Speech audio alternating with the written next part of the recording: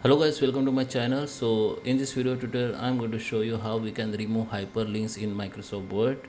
So I will show you both. You can remove one by one, or if you want to remove all hyperlinks from your all documents at once, so I will show you what we can do. Okay, so let's start the video. Okay guys, so here we are. This is my Microsoft Word page, and you can see I have some links. Okay, I have two links here and some content.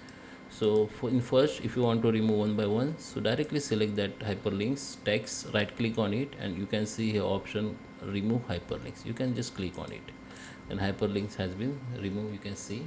So let me undo this, and now if you want to remove all hyperlinks on your documents on page, just select the content like this which has hyperlinks, or you can simply select all pages content by clicking Ctrl plus A.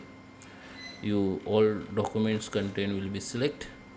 Now you need to enter Control plus Shift button and F9. Okay, Control plus Shift button and F9. Now you can see all your hyperlink has been gone. Okay, so that's work. So I hope you like this video. Please subscribe me. Thank you for watching.